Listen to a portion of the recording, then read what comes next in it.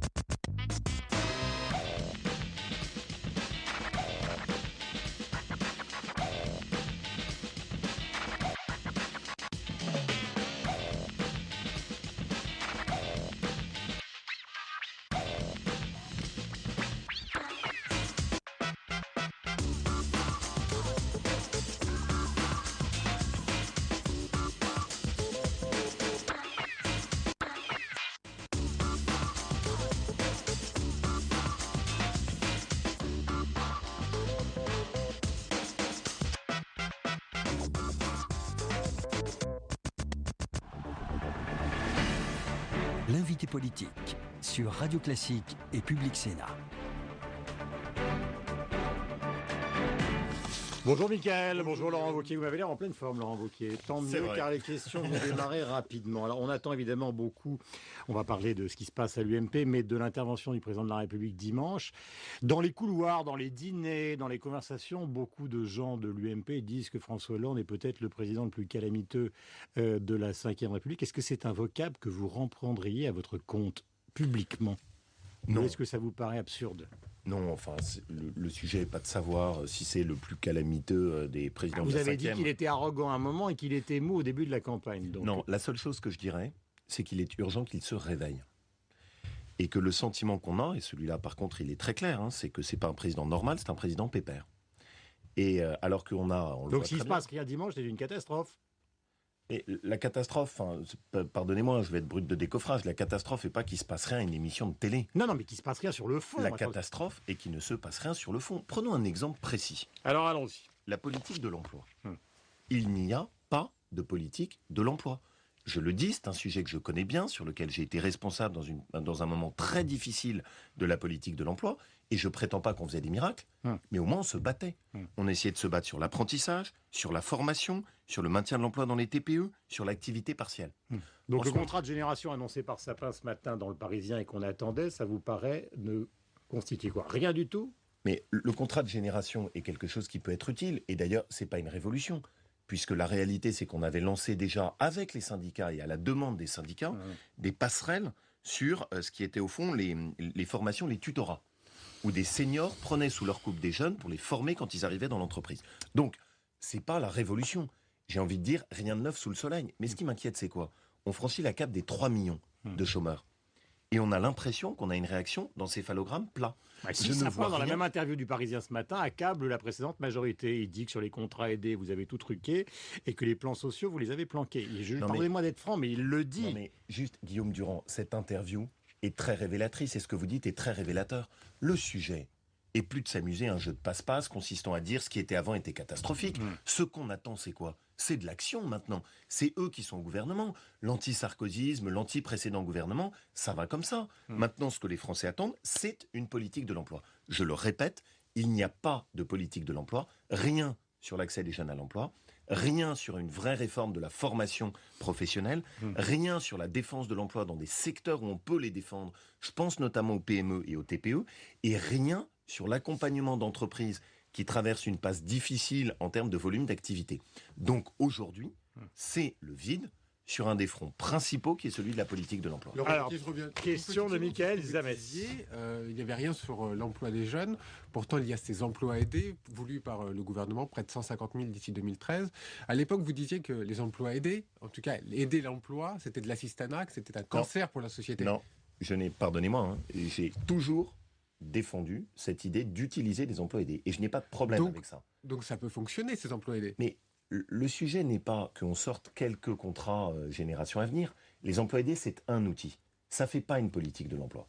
La politique de l'emploi est la seule qui marche. C'est tout mieux que le chômage. Et ça suppose de tout mobiliser. La formation professionnelle, le maintien dans l'emploi quand il y a des risques sur des entreprises qui peuvent licencier, la mobilisation de la formation pour aider des gens à se reconvertir, des gens qui sont, par exemple, dans le secteur automobile pour les aider à rebondir. Le fait de mobiliser des gisements d'emploi, comme sur les emplois à domicile, qui sont en train d'être massacrés. Or, ce qui me gêne, c'est qu'aujourd'hui, il y a juste un champ qui est exploré, très classique d'une pensée assez facile, consistant à aller au plus vite, c'est-à-dire les emplois aidés. Vous ne faites pas une politique de l'emploi uniquement sur les emplois aidés. C'est de l'assistanat? Non, ça n'est pas de l'assistanat. L'assistanat, c'est quoi? L'assistanat, pour moi, c'est quand la différence entre celui qui travaille et celui qui ne travaille pas est tellement ténue qu'il y a un découragement pour celui qui va travailler. Et là où, par contre, il y a un sujet d'assistanat, c'est quand la réaction est aussi faible sur le prix de l'essence, parce que dans un département comme le mien, par exemple, vous n'avez pas le métro, vous n'avez pas le RER, et donc pour aller travailler, c'est votre voiture, et si vous mangez cette faible différence sur votre plein d'essence, et ben là, on tombe dans l'assistanat. Mais ce qui est juste dans ce que vous dites, c'est qu'il n'y a pas non plus de réponse de fond. De réponse de fond sur la productivité, de réponse de fond sur la différence. Sans doute, à un moment ou à un autre, ils vont transférer les charges patronales sur la CSG. C'est ce qui va finir par arriver un jour. Bah, enfin, à la limite... C'est ce que disent tous les économistes. Hein, je vais vous dire, au moins, je serai moins dur à l'égard d'un gouvernement qui bouge. Là, ce que je vois, c'est que c'est un gouvernement qui est immobile. Et tout le monde est bien au clair que les contrats aidés puissent être une aide et un outil, oui, mais que ce soit la seule réponse pour faire face à un pays à 3 millions de chômeurs, c'est une évidence que non. Deuxième dossier, l'UMP, la présidence, on vous voyait sourire tout à l'heure avec... Oui. Est-ce que vous me permettez juste, Guillaume Durand, une toute petite réaction juste avant encore? Il y a un deuxième thème qui me préoccupe, c'est l'amnésie à l'égard des classes moyennes. Et qu'on voit très bien ce matin sur 2 dossiers du Conseil des ministres. Logement social. Sur le logement social, leur approche du logement est uniquement logement social et rien sur l'accession à la propriété, notamment pour les classes moyennes, pour lesquelles ça devient de plus en plus difficile de se loger. Deuxième exemple qui va venir, la tarification de l'électricité, où leur projet est de mettre en place une tarification progressive qui aboutira à alourdir la facture sur les classes moyennes. Et là où je suis très préoccupé, c'est l'amnésie actuelle de ce gouvernement sur la situation des classes moyennes dans la crise. Présidence de l'UMP, concours de Sarkozy, me disait avec ironie Guillaume Tabar, alors que juste après la défaite, il y a quand même eu une amorce de droit d'inventaire, et maintenant c'est à qui mieux qui fonctionne, enfin qui essaye de faire fonctionner la nostalgie, le fils pour l'un, l'ami de 30 ans pour l'autre, à la fois Jean Sarkozy, c'est pas du tout blasphématoire dans ma bouche, et Christian Estrosi de l'autre côté. Alors, donc on a perdu et on n'en tire aucune conséquence. Je vais répondre très clairement. François Fillon n'a aucune intention d'instrumentaliser sa relation avec Nicolas Sarkozy.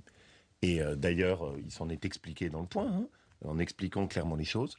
Il a au fond trop de respect pour l'ancien président de la République, pour le travail qu'ils ont mené, pour s'amuser à l'instrumentaliser. Et donc, voilà, il n'est pas sur le commentaire... Donc Copé le fait. Oui. C'est pas le sujet. C'est-à-dire que si on vous entend, c'est un petit peu ce que vous voulez dire. Non, c'est pas le sujet. C'est-à-dire que, voilà, nous on a fait. Mais c'est ma question. Eh ben, je réponds. Pardonnez-moi, demandez-le à Jean-François Copé. Voilà. Donc moi, je réponds pour François Fillon. Je suis pas le porte-parole de.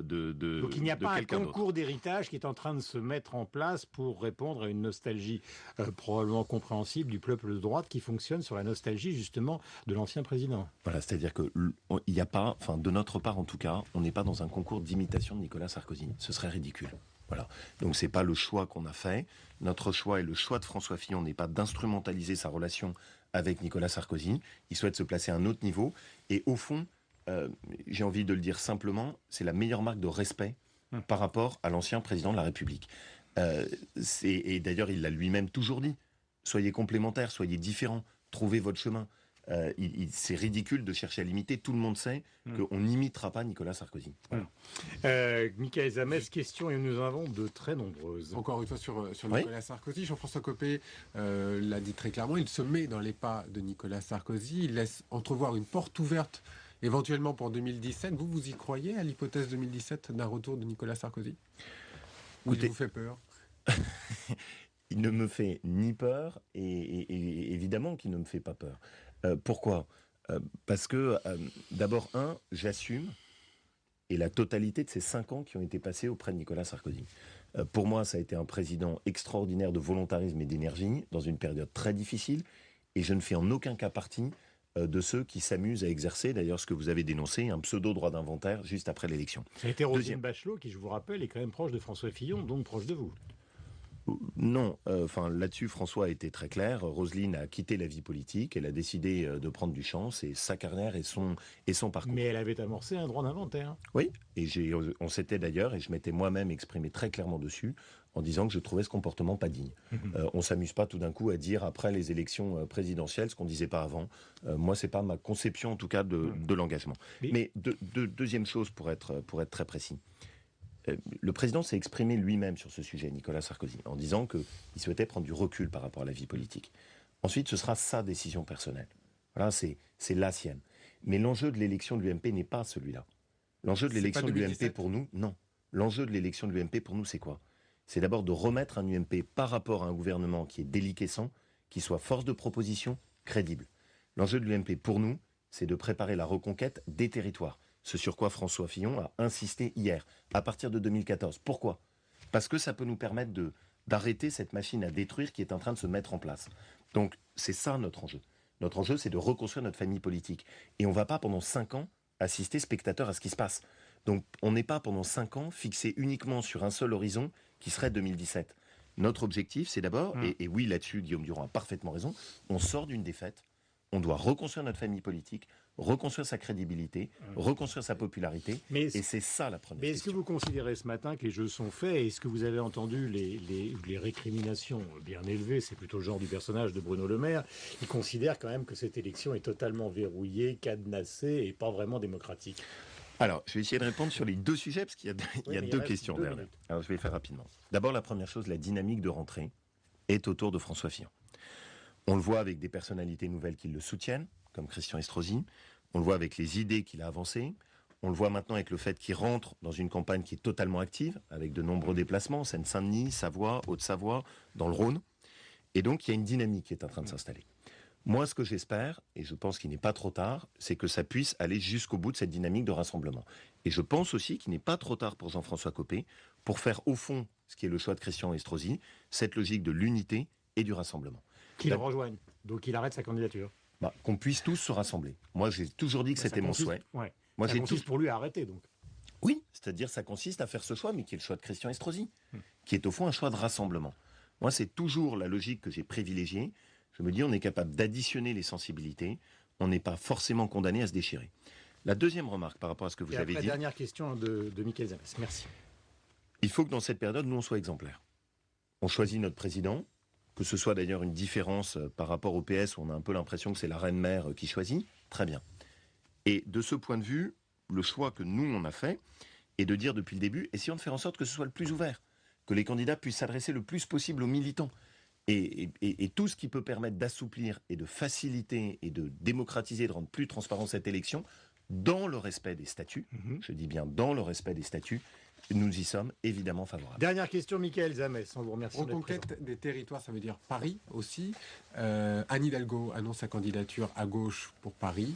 Faut-il des primaires ouvertes à droite, avec notamment Rachida Dati, Chantal Joanneau, donc un nouveau match Copé-Fillon? D'abord, oui, je suis convaincu qu'il faut des primaires. Sur un enjeu comme celui qui est la ville de Paris, d'ailleurs ce ne serait pas un scoop, puisque l'UMP avait déjà organisé des primaires, je pense que c'est le meilleur moyen pour pouvoir arbitrer les choses. Donc ce sera à nous de l'organiser, de bien le mener, rapidement aussi pour avoir ensuite une tête, mais ma conviction, c'est que sur une ville comme Paris, une primaire est utile. Merci beaucoup Laurent Wauquiez d'être venu ce matin en direct sur l'antenne de Radio Classique et donc de Public Sénat. Michael, on se retrouve évidemment demain. Bonne journée à vous. Merci à vous.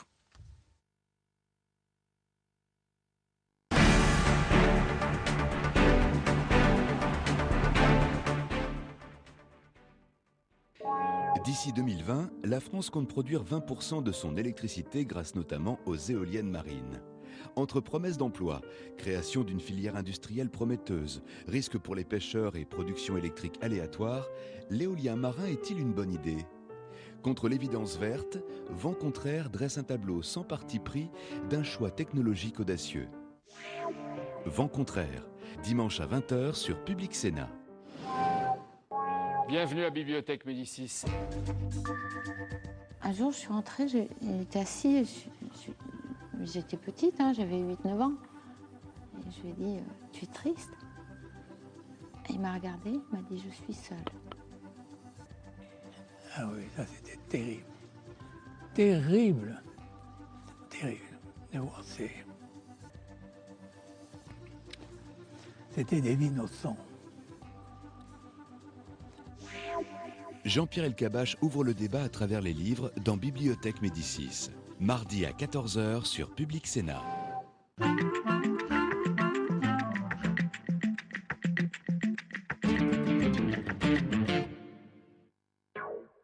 Débat et reportage en mode interactif. Ça vous regarde, c'est dans un instant.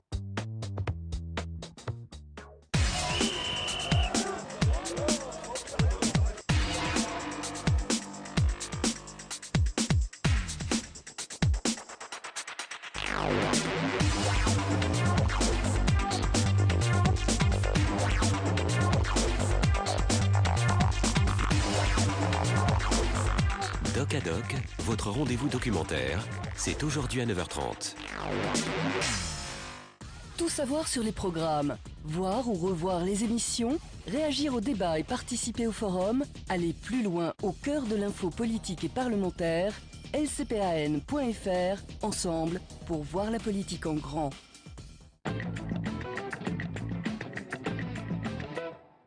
Bonsoir à tous, ravi de vous retrouver dans le débat de Ça vous regarde. Après des années de polémique et de débat, eh bien, le mariage homosexuel va devenir une réalité. On en parle ce soir, c'est ce qu'a annoncé le Premier ministre Jean-Marc Ayrault, confirmé par la ministre déléguée à la famille. C'était à l'occasion de la Gay Pride, 10e édition de cette Gay Pride, une Gay Pride pas comme les autres. Évidemment, on va revenir. Qu'est-ce que ça va changer concrètement pour les couples homosexuels? Est-ce que c'est une réforme symbolique ou une véritable réforme de fond? Mes invités sont là, je suis ravi de les accueillir sur ce plateau, parce que derrière le mariage, il y a évidemment la question de l'adoption, autre sujet important, de la question de l'homoparentalité, la question de la filiation. On va en parler dans quelques instants. Tout sera voté, si tout va bien, en 2013. C'est ce qu'a indiqué Jean-Marc Ayrault. À suivre donc, évidemment, sujet important. 4 invités m'ont rejoint. Annick Le Petit, bonsoir. Bonsoir. Ravi de vous accueillir sur ce plateau. Réélu, député socialiste de Paris. Cette question vous intéresse. J'ai vu que vous aviez réagi au moment où l'ancien député Van Est avait parlé de la déportation des homosexuels, en contestant d'ailleurs cette déportation. Vous aviez réagi sur cette question, puis vous avez posé une question au gouvernement sur ce sujet. Merci en tout cas d'être sur ce plateau. À vos côtés, Emmanuel Blanc, bonsoir. Bonsoir. Vous êtes vous le président de Gay Libre, qui est un mouvement qui est rattaché à l'UMP. Associé, oui. Associé, parce qu'il y a toujours un débat sémantique. Vous étiez très en colère sur ce plateau il y a quelques semaines, très remonté contre Nicolas Sarkozy pendant la campagne présidentielle, et vous me disiez en préparant l'émission, ça n'a pas changé. Je suis toujours très en colère concernant la position de l'UMP sur ces questions mariage et adoption. Merci en tout cas d'avoir répondu à notre invitation. Avec nous, Alain Escada, bonsoir. Bonsoir. Vous êtes le président du mouvement Civitas. Alors, pour ceux qui ne vous connaissent pas, le Civitas, c'était ceux qui manifestaient sur la place du Châtelet contre une pièce de théâtre. Vous étiez là tous les soirs, tous les jours, pour dénoncer cette pièce qui s'appelait Golgotha Picnic. Vous êtes belge, vous êtes un mouvement, alors vous m'arrêtez si je me trompe, mais un mouvement intégriste catholique, en tout cas un lobby catholique. Intégriste n'est pas le mot que je choisirais, mais nous sommes un mouvement catholique qui incarnons une fidélité à la doctrine traditionnelle de l'Église. Doctrine traditionnelle, et vous lancez une série d'autocollants, alors j'imagine que ça va faire grincer des dents, une campagne d'autocollants contre le mariage homosexuel, avec une série de visuels des autocollants. On les verra dans quelques instants. En tout cas, on écoutera votre position sur le choix qu'a fait la France, puisque la France s'est engagée à reconnaître le mariage pour les couples du même sexe. Merci d'être là. Puis à vos côtés, Serge Portelli, bonsoir. Bonsoir. Vous êtes le vice-président du tribunal de grande instance, auteur de plusieurs ouvrages très engagés sur les questions de délinquance des mineurs, et engagé sur cette question à travers ce livre, Désir de famille, homosexualité, parentalité, homoparentalité, vraie question et faux débat. C'est un livre foisonnant qui a été coécrit avec Clélia Richard, qui est une avocate, je crois. Sujet intéressant parce que c'est à la fois un